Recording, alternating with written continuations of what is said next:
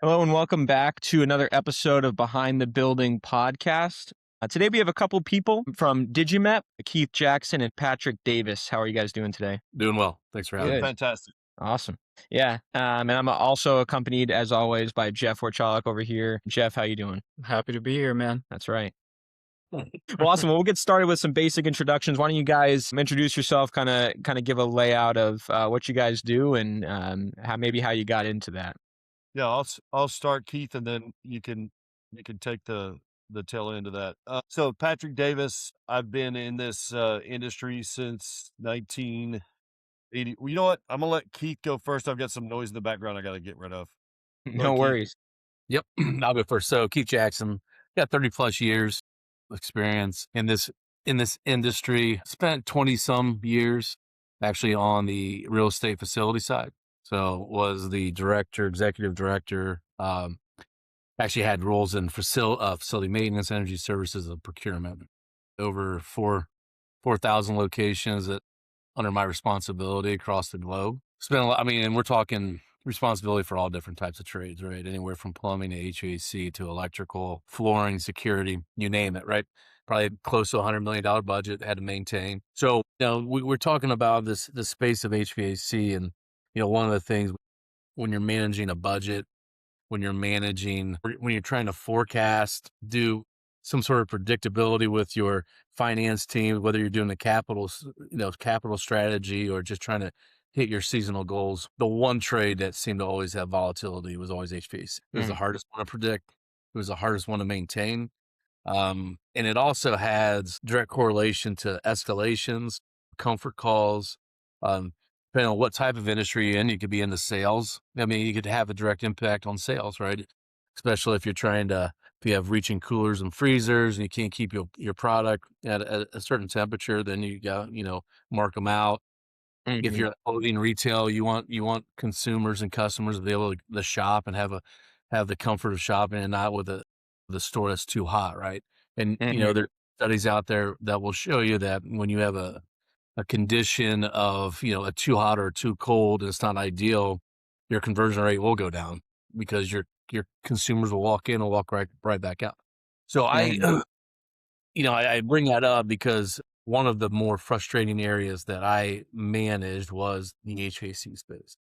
And how I became and how I am today with, the president of DigiMEP was I was looking for a solution that gave me a gap. And this isn't necessarily about DigiMEP, but it's where the gap is in the industry. I always like to use the analogy, and Pat will use the analogy as well, is that when you have a plumbing call that goes out where maybe your toilet can't flush or your faucet just has a weak stream coming out of it, you have a store manager that can QC the repair because they can tell you whether or not now my toilet flushes or now I have a strong stream coming out of my sink. Or if a bank of lights is out, electrician came in and now and that store manager can QC that because they can now see that the lights are restored. I was an expert. No one can QC the air temp or the QC of what repairs are being done on the HVAC. And as much as you would put strategy around, getting, efficient ballast and track and moving to like LED lighting, whatever it might be, HVAC was always still, in my opinion, dragging behind. It didn't matter if you put in new equipment, you still had the same pain point of constantly chasing down reactive tickets. There was no way of QCing what that technician was doing, and it didn't seem to work because I had another service ticket coming out 4 or 5 weeks later. Now that So Keith, before we get too deep into that, I appreciate that lead in. So Keith is the why. He's our use case, right? So he was in both multiverses, right? He's on the vendor side. He's worked directly with vendors for years across an international portfolio of L brands and did a really amazing job across thousands and thousands of locations. And so my background is on the other side. My background is I've been in HVAC since the early 80s. I fell in love with this trade early on. I fell in love with the craft of this trade. I have owned and operated a couple of different versions of companies within this trade, and then decided to open up my own firm.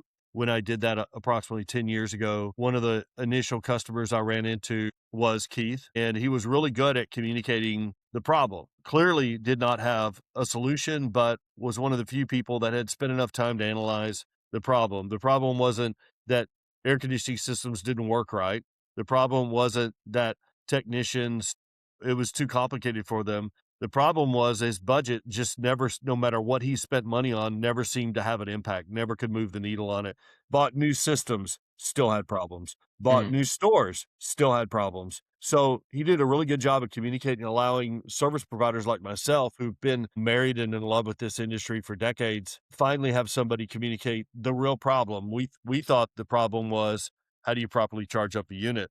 Keith woke us up to the fact the problem was, if I've got a fleet of 1,000 stores, I now have 6,000 units, so I can't focus on one unit at a time. But I mm, somehow need the unit to come to me when it needs a problem. I can't have to find it in my haystack. mhm, So we he is essentially, throughout this discussion today, you'll see he's the use case. He's the guy who really develops the need in the speak of the corporate real estate owner. And what we do is we are the kind of the skunk works to figure out a way to have an elegant solution to that problem. And we have to understand that 100% of that problem centers around the edge of our network. And the edge of our network is a tech in the field billing time. mm. Does that make sense? So Yeah, for so sure. that so there's 3 elements of business. Well, first of all, I wanna that's my introduction. I'd love Mm. to see if you guys have any questions off of anything we've said so far. Yeah, I would say one question I do have before we kind of get into the nitty gritty of it is, you guys mentioned you've been in the industry and in the field for a long time. What kind of made you get into that? And we always try to ask one kind of follow up question to that, which is, what would you say to someone who is wondering about getting into that field? Yeah, so I got into the field because I graduated high school in the early '80s and, actually '81, and in my graduating class, half of us I lived in a area we call Daddy Dow, so Freeport, Lake Jackson, Texas, Brazoria County. Dow Chemical, one of the largest plants in the world, happened to be Mm, in our backyard. mm, So about half of my class went to college, half of my class went into the trades, and because we're a very trade-centric area, we all none of us did it because we couldn't make it on the other side. All of us were likely smart enough to go to college. All the college people were likely capable of taking on a trade. We made the decision not because we couldn't do the other or couldn't afford the other. It's because we wanted to do the other. We wanted to be a craftsman. We mhm, wanted to follow down the working with our hands path. So that was my decision. And then since then, we've definitely continued to have a love affair with this trade. This is the trade. HVAC is the most subjective trade in all of real estate. So if you want to occupy a building, you can have some lights off, you can have some toilets that don't flush, but you can't have an 80-degree building and occupy it and work out of it and have bad ventilation and bad air quality. So mhm, because I was a pre-med in my initial couple of years in college, so I took organic chemistry, I took general chemistry, and chemistry led itself a lot into electronics and understanding electrons. And so all of the sciences that I was attracted to all live and are very prevalent in HVAC. mm. So if you look at HVAC, look at it as the one trade in which every single physical science that you deal with lives well within that trade. And that was something that was unique about that trade. It meant that every day was going to be a new day and every problem solved. There's going to be another one coming right around the corner that's probably going to be even more important and needs more solutions set to it. So that's why I got into the industry, was just to be it to hone a craft, to have a legacy of commitment to it, to give back to, after a while, give back to that craft, and to help solve problems for people that had massive operations like Keith. I'll lead into Keith for his entry point. Yeah, Yeah, so mine's thank you. probably a little different. I just was out of college and I was looking to get a job, primarily with a Fortune 500 company, somewhere I could to grow, kind of land. Mhm, And I mentioned I had worked in different areas, but procurement was the first entry point into that. So, buying non-merchandise goods, products, goods and services. And something about myself is I'm a problem solver. I try to always look behind into the details. So, one thing in purchasing or procurement, a lot of it was about rates. I was always on the mindset. I was like, well, yeah, I can go out and outbid this rate all day long, but what's driving the volume? What's driving the quantity? If you're looking for the biggest impact of cost savings, is what is driving the need to even go out and get an hourly rate from somebody. I don't care what trade. I don't care if it's, you name it, what commodity. But I became fascinated in the maintenance world and the energy world. I was out supporting RFPs and RFQs. There was just this underlining, no one can answer these questions. Okay, you have a volume of X. We're going to go out and RFP the Y, which is the rate. Well, let's focus on the X. Let's drive in the X. So there was an opportunity in my career where I could take a lateral move. So I jumped from director to director, took on energy services, took on maintenance, and started to really, as Pat talked about problem solving, I just started peeling back the layers and trying to understand what was the driver behind it. And the one that just was red flagged all over was HVAC. No one could answer why. Just it was just this, hey, it's okay that we're spending all this money and all this volume. It just seemed to be the norm. So that's why I got into what I'm doing today. Yeah. No, I appreciate that. Yeah. You got any questions, Jeff? Yeah, so first of all, great introductions, and it helps to have a background. One thing for Patrick, I think you said something really important there where maybe not as much now. There's kind of a stigma towards the trades, I feel like, and even facilities management, things like that, that maybe the kids that want to go into those fields can't do the alternative path, but I don't think it's about that. I think it's about what people want and what people like and where they feel that they can make those most impact. So that definitely resonates, and I think it's important. Yeah, for sure. Yeah. There's two drivers that HVC produces, right? It's comfort calls, and anyone who is managing multi-sites, if you hate escalations, because escalations, you drop everything you got to do because you got to focus on this escalation. 90% of escalations, unless there's something with a storefront, like a gate or something that just can't close and there's some sort of security reasons, that's an escalation, but everything else is HVAC driven. HVAC. Having that volatility every day of I got to deal with this escalation, I got to deal with this escalation, I got to deal with this escalation, and then it's like why are these things always escalating? Why is this one particular trade the driver behind these escalations? And then also why is this one trade also unpredictable in terms of call volume? I have no idea. I can't anticipate at all the number of calls on average per site that's going to happen this year. You just sit there and pray that you have a nice warm season. You don't have the extremes because that's what triggers your calls. So there's the genesis behind it.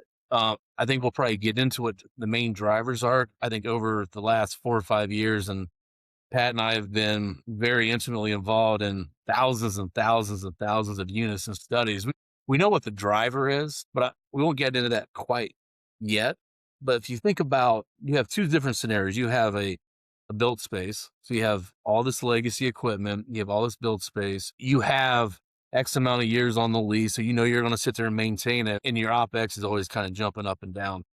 Well, then you start to think about, hey, I'm going to put together a capital strategy. I'm going to go out and as my units are aging, because everyone's teaching you in the industry, hey, let's buy the best SEER unit out there. Let's buy new equipment because you're going to get higher energy efficiencies. You should have a honeymoon where a brand new piece of equipment that's installed, you shouldn't break fix, at least for a couple of years. So you should see your energy spend going down, and you also should see your OpEx spending going down and be able to control those escalations and all that work order volume. So you as a leader of your area, you sit in front of your finance community, your OpEx community, and you're like, put some money in the capital side. Let's go out and let's do some planned unit replacements. Well, you start doing that.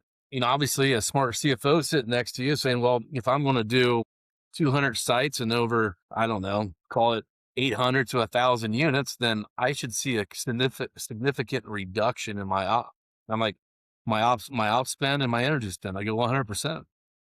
Well, opposite happens. And what happens is you're chasing your tail immediately after you put a brand new piece of equipment in, whether it's a brand new build out of a site with new equipment or you're just doing a full unit replacement, because you're chasing, why am I not able to condition a store or the square foot of the store with brand new equipment with the highest, the best, most energy efficient systems out there? My energy spend's going up and my ops spend's going up 2 times the ratio of what my built space budget is. When you start peeling back those layers, it's like, what is going on? What drives that? That's when Pat said he likes to problem solve. He was problem solving for me. That's when I got introduced to Pat in the DigiMEP technology because it hones in on exactly what the performance deficiencies are of that equipment. And so I said, hey, Pat, we've been working together, but I'm willing, I want to try this out because I want to understand why what's the drivers behind that. Mm. I don't know, Pat, if you want me just to dive into Yeah. what we found, but I can tell you that it is the installing contractor's job requirement. Every OEM requires this, that the equipment gets set up from a blower's perspective. It's speed, it's RPMs, it's So what we call air side. But go ahead, Pat, you can take it over too. yeah.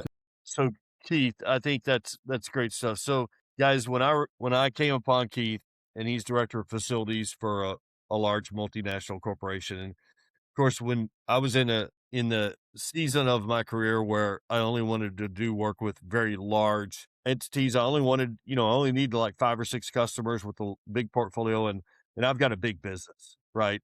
But it's rather than having to shake a hand with, in residential, every customer is a house, okay, in a location. And in commercial real estate, every customer is a portfolio of locations. So for almost the same amount of attention, you're affecting a massive real estate and a massive system supporting the real estate.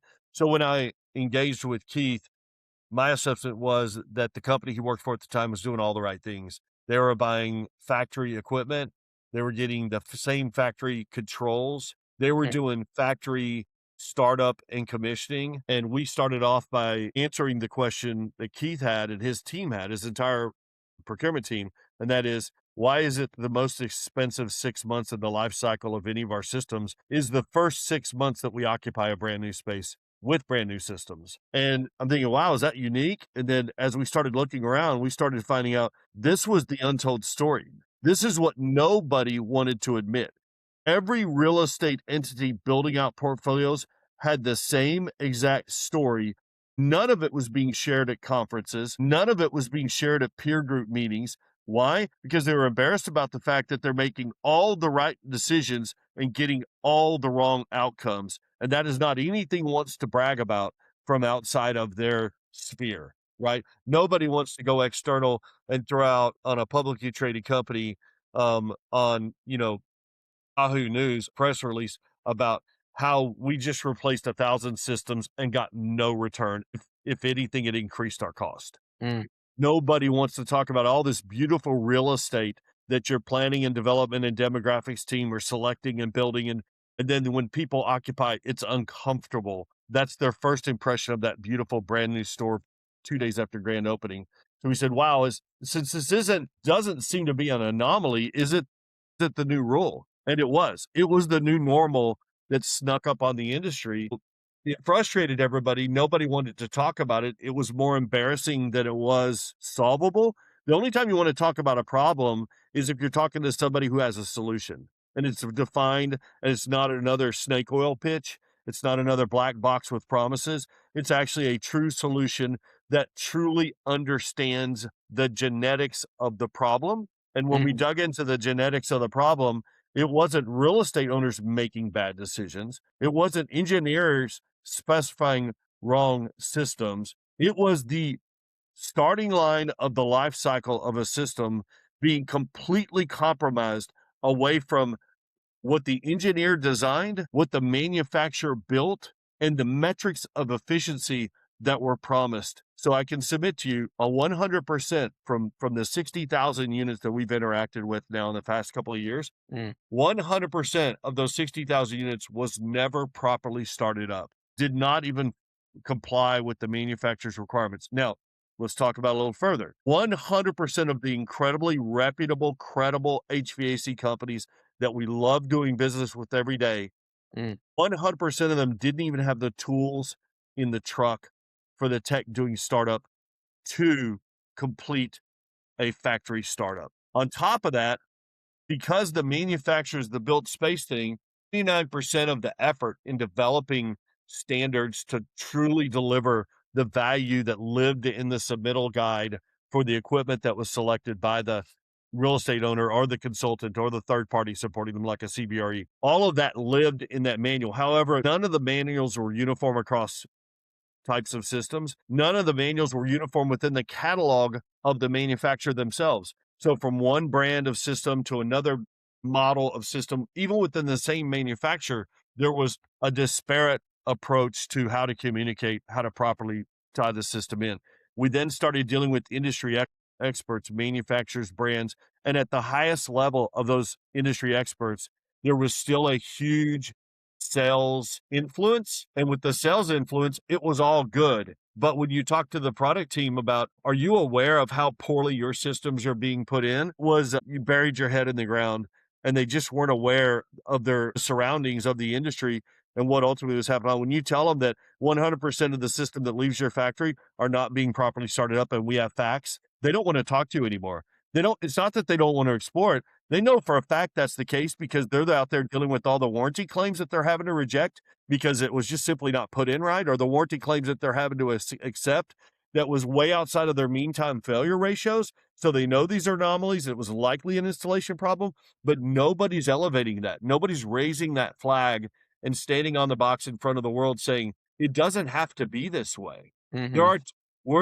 So right now, it's 2026. Right now, Jeff or Jacob, if you are driving a vehicle right now, it's likely it's not a carbureted hot rod. If it is, I'm jealous. But since it's not a carbureted hot rod, there's a computer in that vehicle, and that computer operates everything. And it operates your environment. It operates your guidance system. It operates the fuel mixture. It operates your suspension. All of that is automatically operated, all dynamically functioning.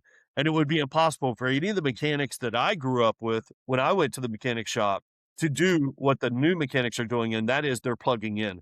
They're plugging into an onboard OBD2 port that's been in place in the automotive industry since 1996, and they're having computer-assisted diagnostics because of all the microprocessors. Well, I would ask you this. In HVAC, how's that different? Every single manufacturer has new processors, and in fact, within their own catalog, they have multiple processors that don't even talk to the older legacy processors. So they've all committed to a brisk evolution of how their systems are operating and functioning. And with those processors, they were able to bring out efficiencies, but there was one predicate to that efficiency making it to a site, and the reliability showing up in the life cycle.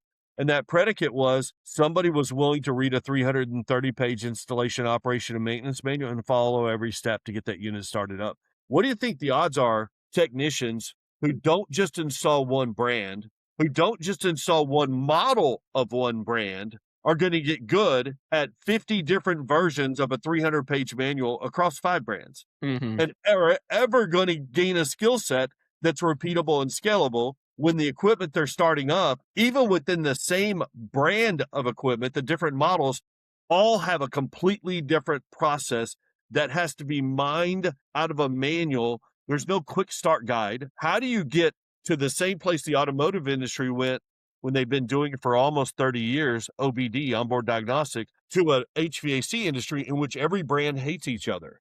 They will never work together. There's no consortium. There's no working together. And there certainly isn't a universal desire for the techs that are carrying their brand to the customer, the techs in the field that aren't a part of that company, not a W-2 trainer carrier. There's no universal desire for them to look good at their job. So now here we are, 30 years into it with automotive. We've got onboard diagnostic. I could buy one off of Amazon, $40, put it in my phone, and I can adjust Jeff's fuel mixture. Okay. Or the HVAC industry, which they're spending all this money on these Bluetooth tools that are not brand specific, know nothing about the equipment, and are hoping that the tech has a clue about the air side of the system being set up properly. We know for a fact it's not.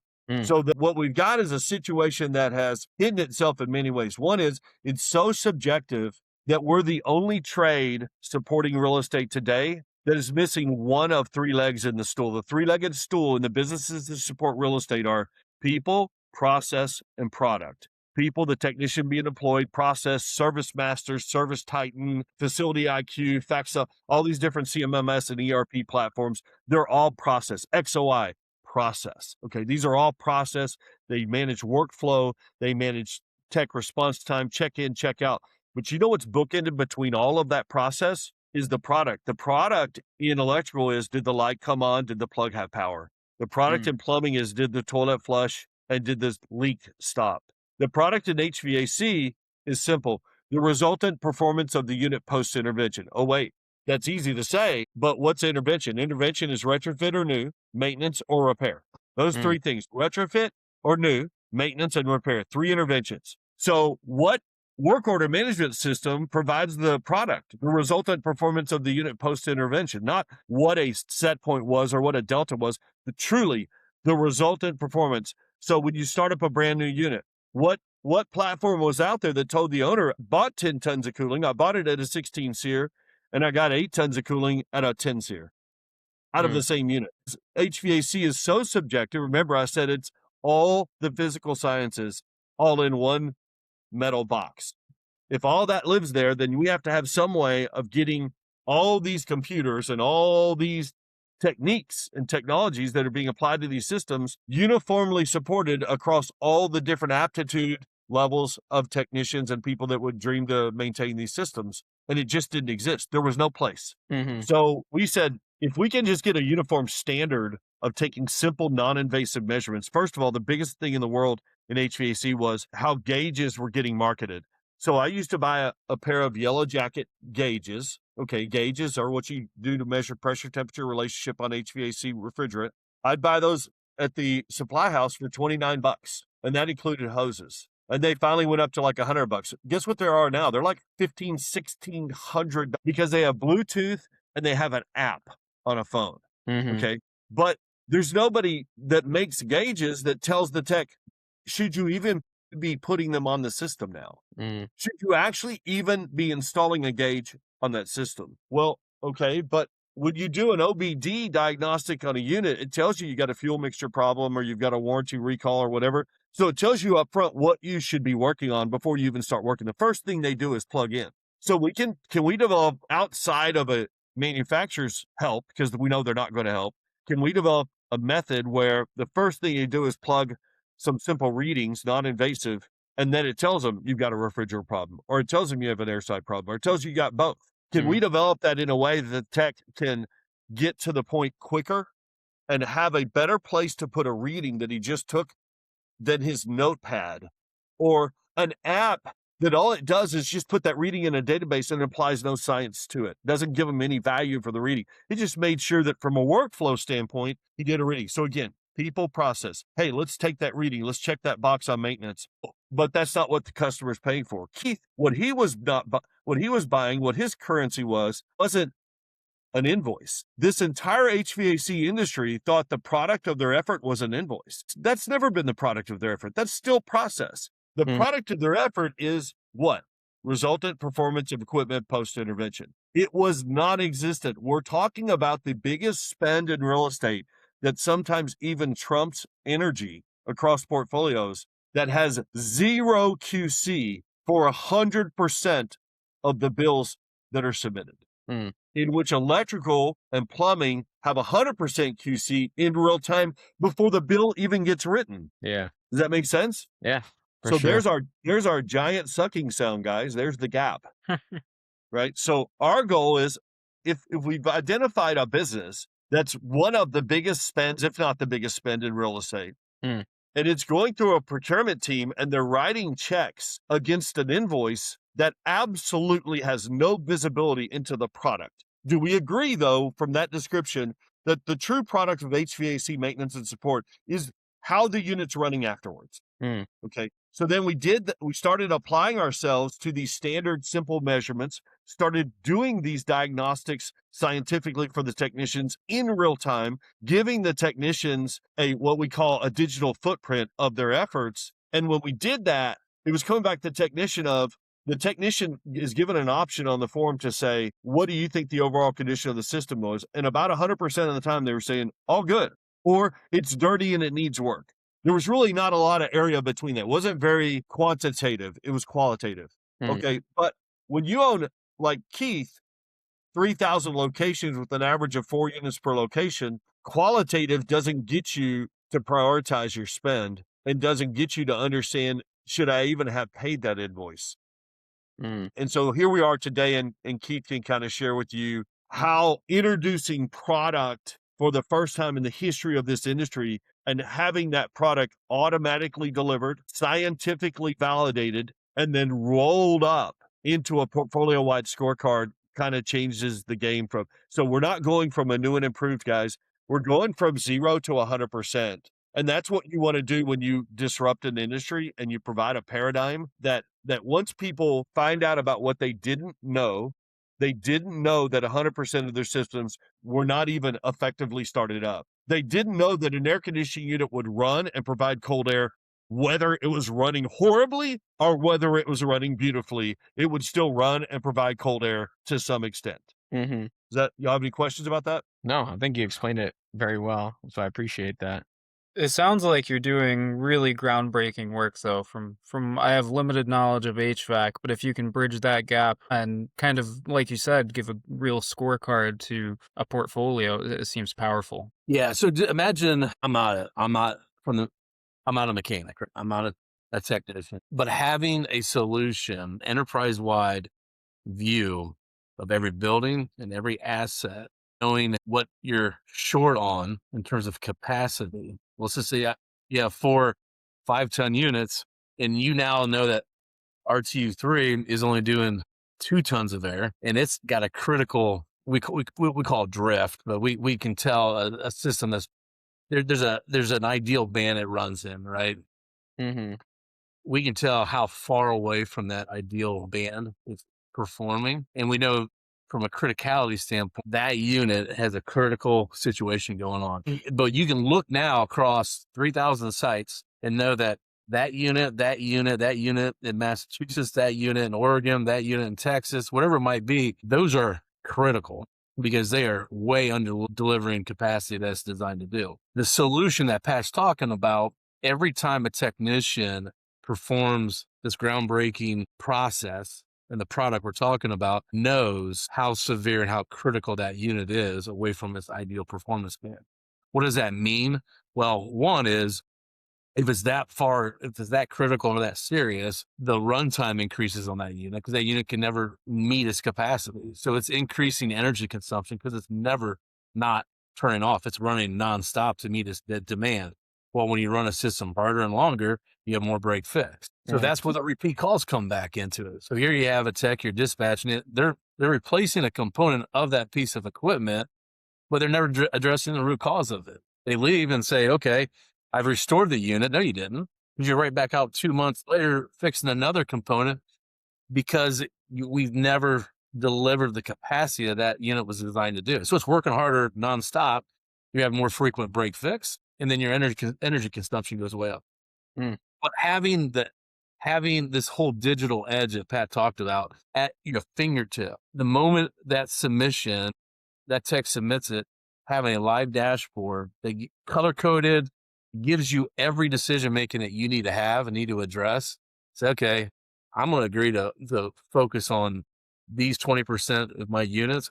My capital process now changes real quick because now I'm not just blindly going after the whole industry when they say, okay, just focus on age. That's the target you should be replacing. No, I know I got a mixture of all kinds of aged equipment, but I know the 20% I need to address now. And guess what? When I do address that, here's what happens. You will see a reduction of, it's all over the place. It could be 80%, it could be 50%, it could be 40%, but those numbers are big numbers when you're talking about improving a spend in a certain trade, a reduction of 40 to 50% on a $40 to $50 million budget line. That's pretty significant. And that's just the repair cost. So let's talk a little bit about carbon, right? Because I'm talking to a couple of young guys wearing hoodies, good looking, top of their trade, top of their game. And you probably don't go a day without hearing something about green, sustainability, carbon. So the miss that the industry doesn't want to admit, doesn't want to expose, is the fact that they are upselling to reduce carbon efficiencies on systems. So you could buy this 14 SEER system, and these are all using EPA guidelines, basically wattage versus tonnage capacity. You could buy it, but you could spend more and get a 16 SEER. Okay. Mm-hmm. But what they're not telling you is, but if you don't follow our installation guidelines, that SEER is a promise. It's not a guarantee. So if you don't follow our installation guidelines, all the extra money you paid for that 16 SEER kind of went away when it got installed and it's only delivering 10. Oh, by the way, This is 2026, and I could buy a 10 SEER unit in 1984. Mhm. So we've taken decades of evolution on systems that are, if properly set up, will be delivered. And because we didn't know how to set that specific make and model of unit up to start its life cycle, and there was no digital assist, and there was no science and computer assist to validate to the technician that he has it dialed in, it is properly dialed in, then it doesn't get dialed in ever. Yeah. So the carbon impact of a unit, brand new unit that was 16 SEER, that's only delivering 10 SEER, is not linear. It's not, okay, well, that's 40% less efficient. It's 400% less efficient. Mhm. Because when you take a unit down to that low SEER rating, you're also dragging capacity down, but the wattage per capacity, wattage goes up per ton because the efficiency of delivering that ton was never properly set up the way the unit was designed. So now you're low on tonnage, you're low on capacity. Well, you got a 5-ton load in a building and you're only giving it at peak 4 tons of capacity because your 5-ton unit was never delivering all 5 tons to the space. Then your runtime doesn't go 20% more. It never shuts off because it's Mhm. got a 5-ton load, and 4 tons will never hit a 5-ton load. So if at peak you have systems that start up in the morning and never cycle off, and people adapt to, I'm just going to be hotter in the afternoon than I was in the morning. Somehow in the morning I'm comfortable, but toward the afternoon I get hotter. Maybe it was those 3 Starbucks I had and those irate employees and 2 angry customers all made me think I was hotter. No, in actuality, your environment went to hell in a handbasket because the minute the strain on the system hit that 5-ton requirement at about 2:00 in the afternoon, the unit couldn't get there. Mm. It could in the morning when it was only 78 degrees outside, but it was 98 degrees, 120 on the roof. That unit can't get there. So it's not a 20% increase in runtime. It's a 1,000% increase in runtime. So the carbon impact of what we're talking about, of just getting the unit set up right, to deliver 100% of its capacity as the manufacturer designed into the space, ends up being, we've got portfolios of over 1,000 sites across the entire country, and we've averaged a 50% runtime reduction across those systems, which translated into a 26% overall energy spend reduction for that same portfolio by changing method. Now, I'm going to repeat that again. All we did was manage method. Tech method being applied to those systems at early on, and then through maintenance, continuing that digital strategy. So we basically took a very analog, random environment of any technician. I'll tell everybody, I always thought in the peak of my career, which was about, years ago, in the peak of my career, I thought I was the best tech I knew. But I can tell you right now, I was completely different tech Monday morning at 8 a.m. than it was Friday afternoon at 3. Mm. Now, I got head nods from you guys on that. Give me an explanation why you think that's the case, Jeff. What do you think would influence a technician differently Monday at 8 a.m., his first job of the week, and Friday afternoon at 3? If he's working on the same task, what would force that technician to potentially take shortcuts or not go down the same method? I would say fatigue or distraction. Girlfriend, mother-in-law coming over for dinner, night out, we're going for our trip for the weekend, scouting, kids in sports. In other words, anything in the world that influences a person that's on the job toward the end of their week to think about anything but their job or finishing the week. Okay. But Keith, when you were at L Brands and you were approving the tickets, how much cheaper was a Friday afternoon ticket than a Monday morning ticket?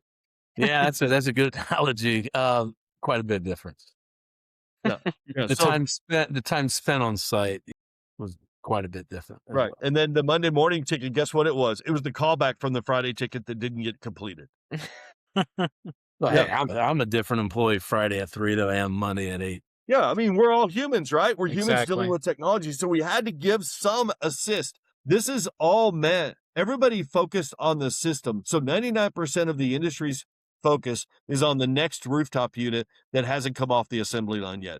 They're putting more capabilities, more function. They're bragging about it. They're out there at trade shows with this unit, and it's almost like you're at a SEMA card show, but it's a stupid rooftop unit. And they're out there shining these lights on it and having this graphic in front of it. Look what all this does. And the problem is when you ask them the question, but what does that have to do about 99.9% of the market, which happens to be built space? and the other systems that were a lot less sexy than the one you're showing me, what are you doing to spend money on getting that thing to deliver its life cycle cost that you promised, its efficiency that you specified, the results of what it takes to operate that system? So, and what they look at me, they look at you glass over and said, what do you mean? So, well, all your development is toward the next system, but you're doing nothing to enable technicians to support the system you sold. Do you just not care? And the answer is they don't. No. On one hand, you can name the 5 top HVAC companies. Name the 5 top web apps for taking photos and getting them framed up.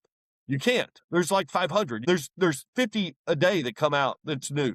Yeah. So in HVAC, we've got a pseudo monopoly in that we've only got 5 companies that are providing 99.9% of the systems. And the market is so big and growing for HVAC with all these call centers, control centers. So all these new AI centers coming in are huge HVAC demand. They're all marketing themselves towards that. They're all leaning into that opportunity. But the people who have thousands, tens of thousands, millions of square foot of real estate being operated by built space, who's helping them? What technology is being deployed by Trane, Honeywell, by Johnson, by Carrier, by York, by Lennox? What technology is being deployed for those people to operate their portfolio better of the systems they already have across all brands and makes and models? Because nobody says, I only have a Lennox PDQ model system circa 2023 in all of my 20,000 stores. No, it doesn't exist anywhere. But allegedly, you could only scale if it did. So, real problem, right? Problem that most people didn't know about. But problem, once you show them the solution that Keith and my team have worked on, the cool part is you can't unsee it. But it's You a can't problem. unsee a dashboard that brings up your entire portfolio, tells you the product of all the activities, the resultant performance of the system post-intervention. It does it automatically without adding headcount. It's a digital footprint that'll validate every single ticket that you're paying. So now procurement went from 0 QC about the subjective results of a tech billing time in the field to 100% QC without adding headcount on every single ticket you pay. That's the part you can't unsee. Does that make sense, guys? And I know that we're coming up here to the hour, but Pat and I, we always use this analogy, and it always resonates pretty well. So I don't know if you own a house, condo, whatever you might have, but you went out, and I just recently had a new HVAC system installed in my house. Would it be acceptable to have 4 to 5 service tickets, not PMs, 4 to 5 service tickets to repair your new HVAC system that you just had recently installed? Probably after the second ticket, the second call, you're on the phone with probably the owner and the manager of that service company saying this is unacceptable. But that is what is acceptable for almost every facility property owner, because that's the norm that exists today. It is acceptable to have on average 4 to 6 tickets per site. It seems that's the norm. But but those same people are sitting at their house with a new equipment, installed new HVAC. They wouldn't accept that at all. So we have something that's broken, but method can fix everything. And we're seeing it. We work with all kinds of retailers. We work with all kinds of property owners. We're seeing it every day. And so it's something that's impactful. And I think it's the right audience, the right people. We could really make a change to something in this industry. It's something pretty powerful. Yeah. No, we appreciate all the just the incredible insight you shared there. Because like Jeff said, I'm not a pro or know too much about HVAC, but we see it a lot, right? We see it on a lot of roofs that we do. And in my head, that's kind of where my head goes to is it's just HVAC. It's not that important, or slash like, oh, what could you actually do to make things better with it? But it sounds like you guys have created a great solution to, like you said, not only just create or stop the headaches that go along with it, like you said, tech calls coming out, but the bottom line as well, which is obviously one of the most important things for these commercial businesses, right? So yeah. So if you think about sustainability, so Jeff and Jacob, you guys hear sustainability probably way too much. It's an overused term.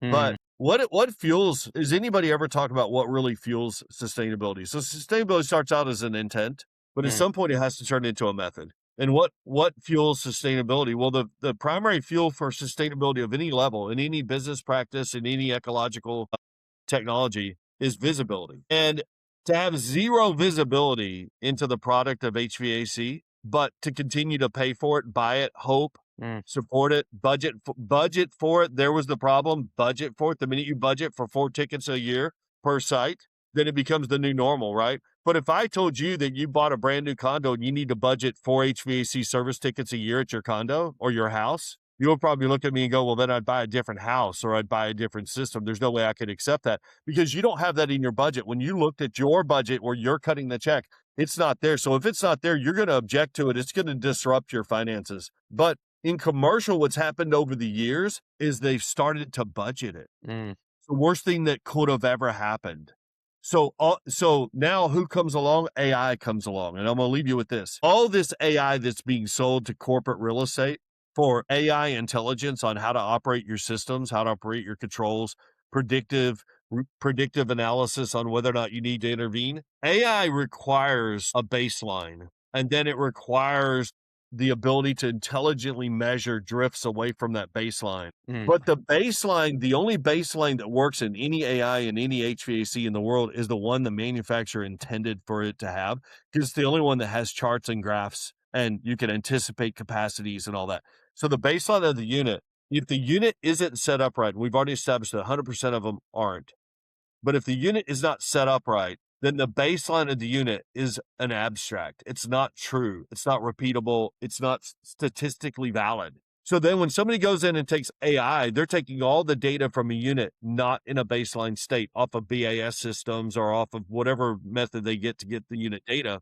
And they're getting data from a mutation, and they're trying to predict in an AI version what the resultant performance of that unit's going to be based on the conditions they see, based on an baseline that's actually wrong. So one of the things we found is if you want to have artificial intelligence, not artificial ignorance, then you need to have a baseline that matches up to the factory specs. Well, the only way to do that is have the thing set up to deliver its capacity into the space per its design. It's literally that simple. All the AI in the marketplace now is promising people that own real estate, hey, don't worry about your systems. You don't even have to go out there. I can apply my AI to your systems and I can deliver you value. And I'm here to tell you right now, that's a crash and burn scenario. It's going to be artificial ignorance, not artificial intelligence. It will not win. It will not have trends that are predictable and sustainable. So that's the next thing coming, is the AI being saturating people of interest that own real estate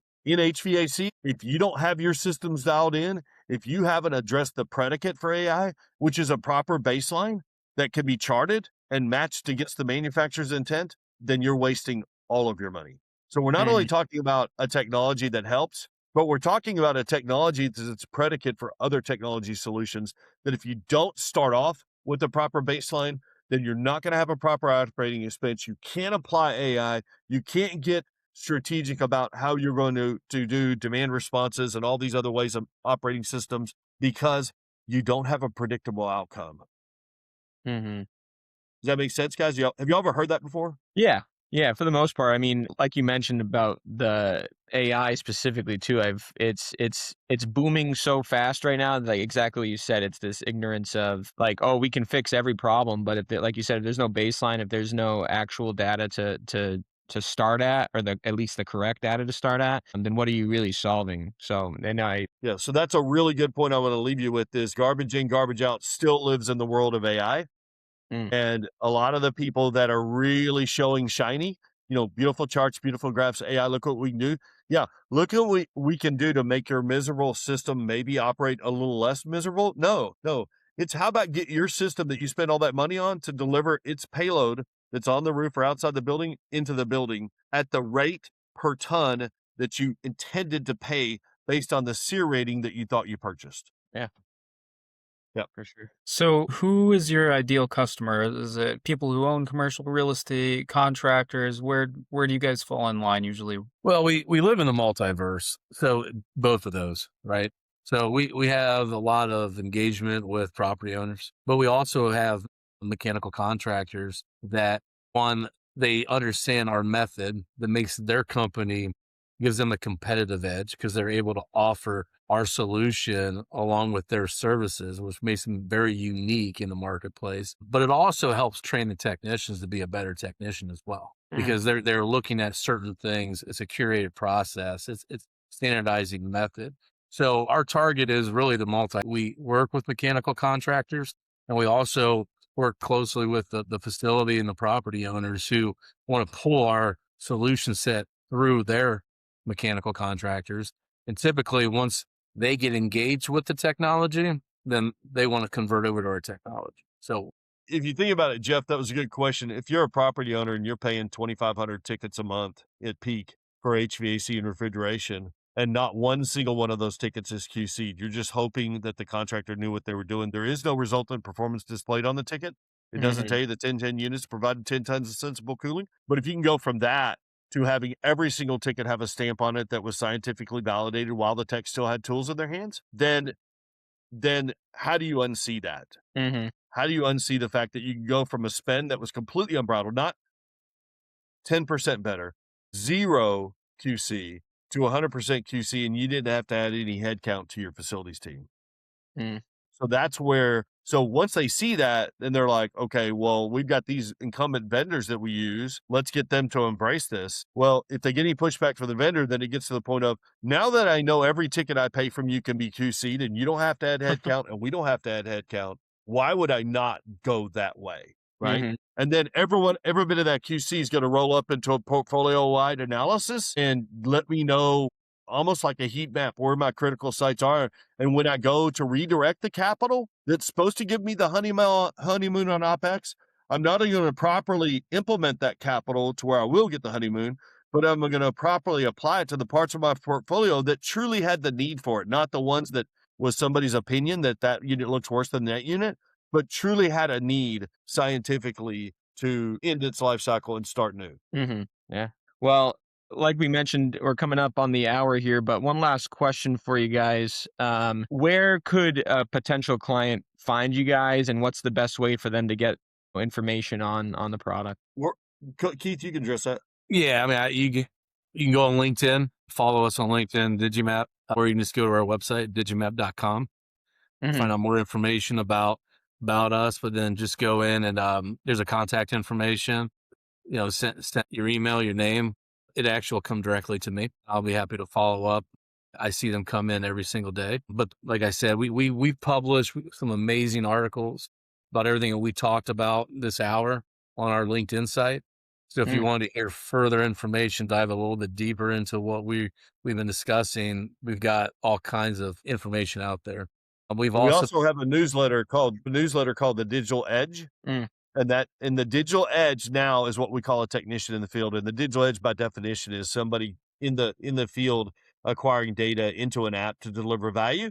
And I think that couldn't be a better description for a technician now in this state. Yeah. So we've got digital edge newsletter that is in LinkedIn as well. Awesome. We also have been recently, article, USA Today posted an article about our solution, along with International Business Times. So there's publications out there that has also talked about us. Yeah, if you Google USA Today DigiMEP, you'll see the article that was published around our platform. Awesome. Yeah, we could put that in the bio as well so that everybody can have easy access to the information and how to learn more. So yeah, we appreciate your time. Thank you so much. And I know for myself, the reason why we started this type of podcast is to just give an insight and give information to people who want it and who may not know about the great innovations and the great behind the scenes stuff that you don't really hear about. And so that's exactly what you guys did. And we appreciate it. Yeah. Thanks, guys. Appreciate your time. Thank you. Respect your work for sure. Thanks a lot. Have a good one. Too.